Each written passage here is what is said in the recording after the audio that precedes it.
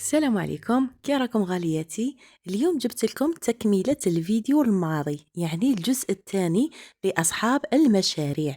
الفيديو تاع اليوم كيفاش تنظمي وقتك كمبتدئة وتدي فكرة وتصنعي جدول برنامج لصنع الحلويات. بلا ما نطول عليكم نروحوا مباشرة في تكملة الفيديو. نبدأ في التحضيرات شي هي؟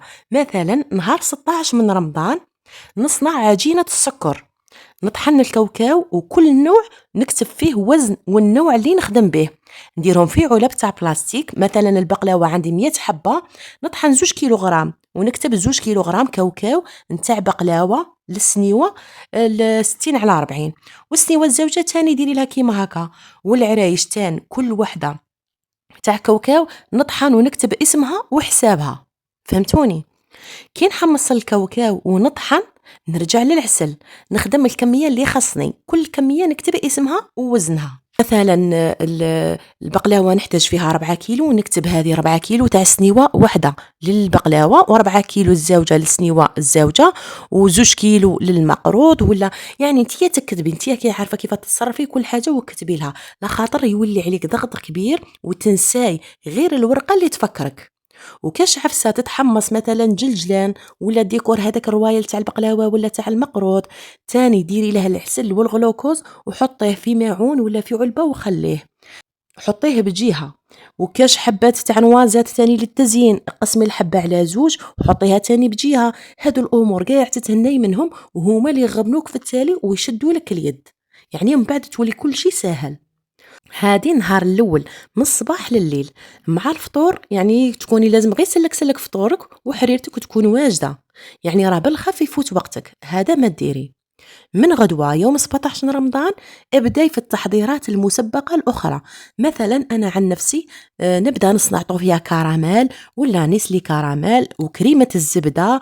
العفايس هادو ما يفزدوش الشيرات، متخافوش منهم، خدموهم مسبقا. العسل، كريمة الزبدة، كريمة الزبدة ماشي تاع الشانتيه، غير تاع الزيت والماء، هذيك ما يفزدوش معاك، يقعدوا معاك لمدة طويلة ما تخافيش منهم. يعني الحاجة اللي تتخدم وما تفسدش غير خدميها مسبقا. ونهار 18 رمضان هنا طيبي الكاوكاو الحشو الخاص بالمقروط بالعرايش ولا التشارك وخليه بجهة. انا نخدم بالحشو الطايب هكذا باش يبقى لي معسل لمدة طويلة. نخليها تبرد وخلطي الكاوكاو تاعك الطوفيا، الكاوكاو محمص احمر خلطيه مع طوفيا. الكاش وحشوه عندك غادي تعمري به ولا عادي ما يفسدش. وخدمي الطليه اللي تطلي بها الكعكعات ولا عرايش ولا تاع الليمون وحطيها في المجمد عادي ما تخافيش منها. نهار تحتاجيها خليها غير تطلق روحها وخدمي بها تجيك روعه. ولا حتى وتحطيها من تحت في الثلاجة، فقط غطيها مليح وديري لها الساشي ما عنده ما يصرى لها، لأن هادو الحفايس كاع لازم مجمد يرفدهم الشيرات. ونهار 19 رمضان بداي بالعجينة اللي ما تفسدش، وخدمي عجينة البقلاوة وكتبي ورقتهم وحطي كل عجينة حق سنيوة بورقتها ودخلي للمجمد. وديري عجينة العرايش ولا الكعكعات ووزنيهم تاني وديريهم حرابيش ولا دوائر ودخليهم كذلك للمجمد. هذا الوزن الشيرات وهذا العجين كامل اللي يشدوا اليد، خاصة كي تكون كمية كبيرة. اذا المجمد نتاعك صغير الكميه اللي تخدميها ديريها في بلا، يعني غير بالوحده راكي توزني وتحطي. كي تلحقي 30 حبه دخليهم للمجمد، كي تجمد عاودي تجبديها وديريها في بورطمونجي ودخليها وزيدي البلا زوج وغيهك وغيهك. يعني تقدري ديريهم كي تجمدوا تقدروا ديريهم في بورطمونجي كاع مع بعض دي فوق دي عادي. ونهار الخدمه تجبدي غير بشويه وخليها تطلق في روحها وبداي تخدمي هكذا باش ما يديلكش لي ساعه. والحشو تلقايه برد، هذاك اللي طيبناه البارح من غدوه تلقايه برد وحكم روحه. تان هنايا وزنيه وحربشيه وجمديه بالحساب وبالورقه، كل حاجه بالورقه فوقها. ضروري تكوني تعرفي حسابك كل عجينه شحال تخرجك من حبه وكل حشو شحال يخرجك من عجين. لازم في الاول كتبي كاع المعلومات تاوعك في الكراس، قد ما توالفي صاي تحفظيهم وحدك وتولي تعرفي حساباتك في راسك.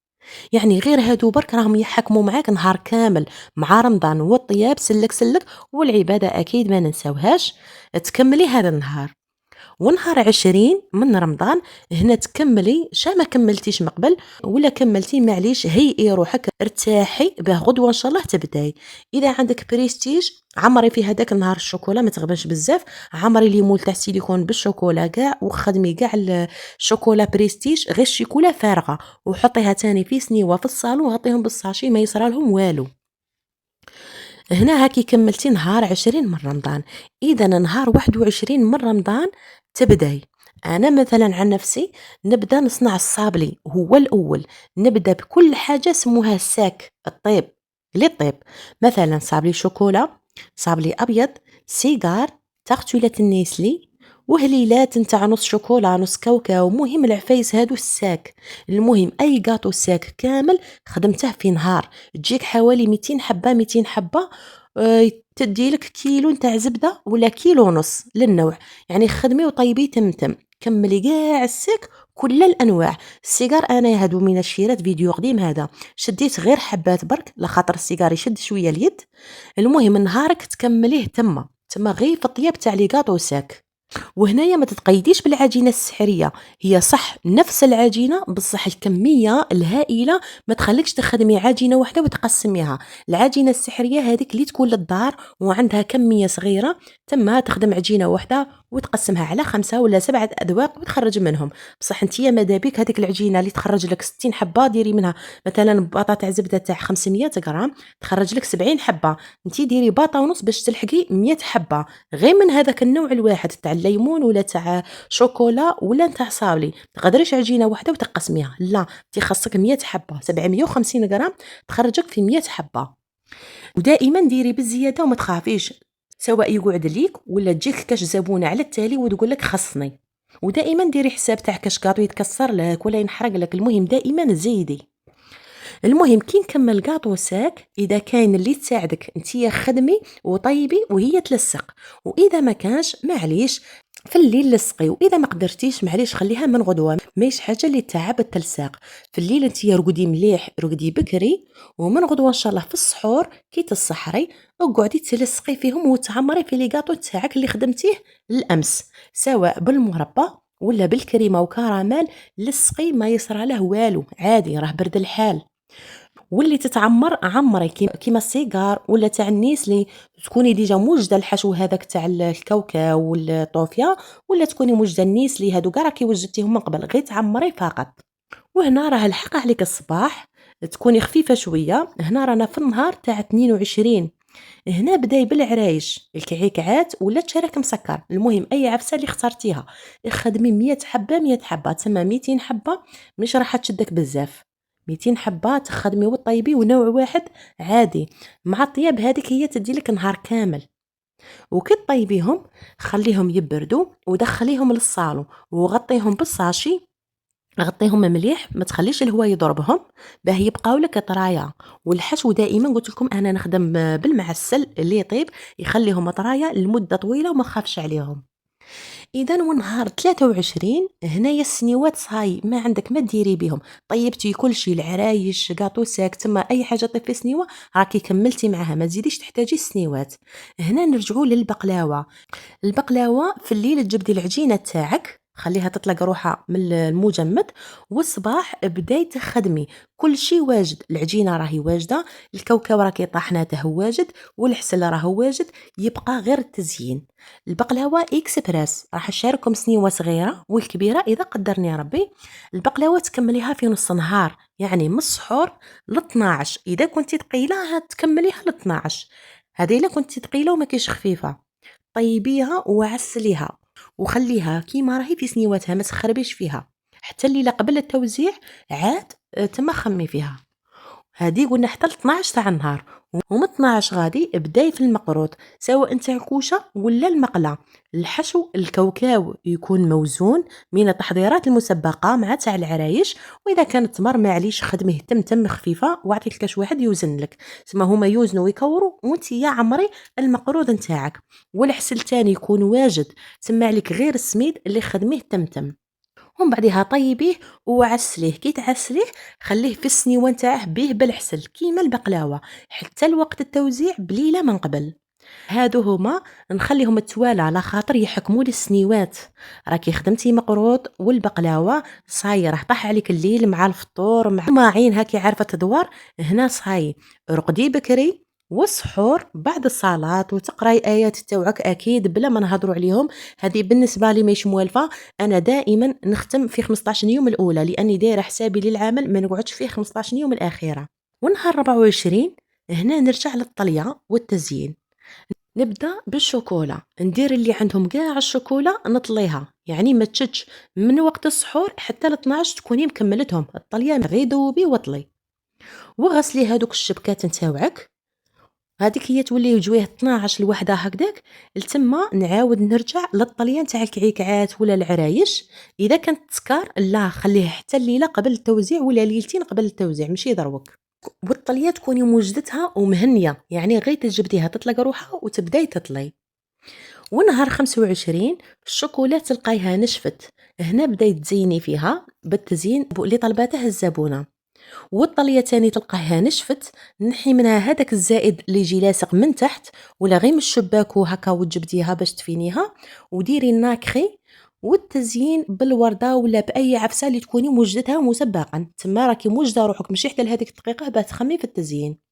هنا اذا عندك التسكر سكري شراك ولا مقروض اللوز ولا دبر راسك، ولا تخلي حتى الغدوه معليش اخري شويه يعني حسب طاقتك انتي كتبي وشوفي. وكاش عفسه تاع بريستيج ولا عمره كيما تاع شوكولا تاع سيليكون تاني اذا كنتي خادمته تكوني ديجا موجده الحشو تاعه وتاني تعمري هذاك الحشو تاعه يجي واجد كيما غير كرانشي ولا كراميل ولا عفايس هكا واجدين ماهيش حاجه اللي تشدك بزاف.